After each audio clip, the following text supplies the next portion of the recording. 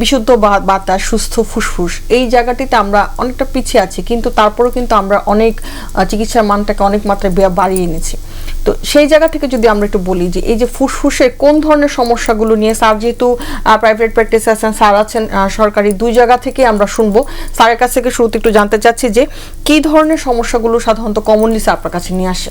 মানুষকে সুস্থ রাখতে হলে, একটা দেশকে সুস্থ রাখতে হলে, পৃথিবীটাকে যদি আমরা সুস্থ রাখতে চাই, তাহলে তার একমাত্র শর্ত হচ্ছে আমাদের শরীরকে সুস্থ রাখা। এবং শরীরকে সুস্থ রাখতে হলে আমাদের সবচেয়ে প্রয়োজনীয় অর্গান এবং সবচেয়ে যেটা ভাইটাল অর্গান বলতে পারি, সেটা হলো আমাদের লাংস বা ফুসফুস, যেটা আমাদেরকে প্রতিনিয়ত অক্সিজেন সরবরাহ করে। আমাদের জীবন চলার প্রধান জিনিসটা হচ্ছে কিন্তু অক্সিজেন। আমাদের কোষগুলোকে সজাগ রাখা, সচেতন সবল রাখা, এবং শরীরকে আমাদের চালানোর জন্য যে জিনিসটা প্রয়োজন সেটা অক্সিজেন, সেটা আমাদের সরবরাহ করে যাচ্ছে আমাদের লাংস বা ফুসফুস। এই ফুসফুস যদি কোনো কারণে বিকল হয়ে যায় বা কোনো অসুস্থ হয়, তাহলে কিন্তু আমাদের সমস্ত অর্গানগুলো এটাতে অ্যাফেক্টেড হবে। কাজেই এই প্রকৃতিতে বসবাস করে প্রকৃতির সাথে যোগাযোগ করছে যে অর্গানটা, সেটা হলো ফুসফুস।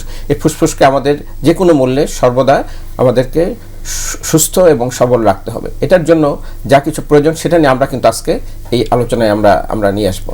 তাহলে আমি একটা কথা আরেকটু অ্যাড করতে চাই, সেটা হলো যে আমরা বাংলাদেশ, এখানে আপনি শুরুতেই বলেছেন যে আমাদের এই পরিবেশের যে আমাদের একটা দিক, যেটা হলো পরিবেশ দূষণ বা দূষণ মাত্রা পৃথিবীর অন্য যে কোনো জায়গার থেকে অনেক বেশি।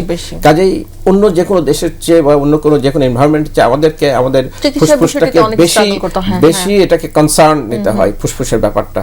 সেই জন্য এই ফুসফুস বা লাং হেলথ একটা ইম্পর্টেন্ট চ্যাপ্টার, এবং লাং হেলথকে যদি আমরা সবার মধ্যে আমরা ট্রান্সমিট করতে পারি, জনগণের মধ্যে বোঝাতে পারি আমাদের ফুসফুসকে কিভাবে আমরা সুস্থ রাখতে পারি, তাহলে কিন্তু আমাদের অন্যান্য অসুখ কিন্তু আমাদের কম হবে, এটা আমরা বলতে পারি।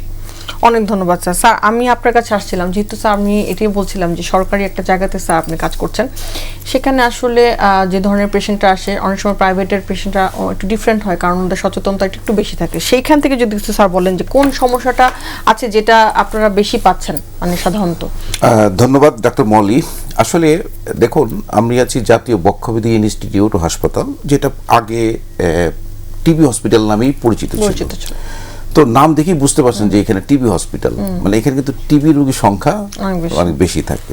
পাশাপাশি লাংসের অন্যান্য যে রোগগুলো আছে, যেমন নিউমোনিয়া, মানে ইদানিংকালে নিউমোনিয়ার হারটা অনেক বেড়েছে। আমরা কিন্তু আগে জানতাম যে শিশুদের নিউমোনিয়া হয়, কিন্তু এখন আমরা দেখছি যে বয়স্কদের নিউমোনিয়া বেশি হচ্ছে। তার পিছনে কিছু কারণ ডক্টর মামুন বলেছে, যে আসলে আপনিও বলছিলেন যে পরিবেশ দূষণ, বায়ু দূষণ। পৃথিবীতে যদি আপনি দেখেন এয়ার পলিউশন, সেটা হলো আমাদের ঢাকা সিটি পৃথিবীতে নাম্বার 1 অথবা নাম্বার 2, দিল্লি ঢাকা ওঠানামা করে। আমরা কিন্তু কোনো মাস্ক ব্যবহার করি না, আমরা রাস্তায় চলাফেরা করছি। এই এয়ার পলিউশনের কারণে আমাদের লাংটা ক্ষতিগ্রস্ত হচ্ছে। তো সেখানে যে কোনো জীবাণু সহজেই ঢুকে যায়। আল্লাহ প্রদত্ত আমাদের নাকে একটা ফিল্টার আছে, যে ফিল্টার হলো যে কোনো ব্যাকটেরিয়া, ভাইরাস, যে কোনো জীবাণু এটা ঢুকতে বাধা সৃষ্টি করে। সে কারণেই এবং আল্লাহর অশেষ রহমতের কারণেই আমরা কিন্তু অনেক রোগ বালাই থেকে মুক্তি পাই।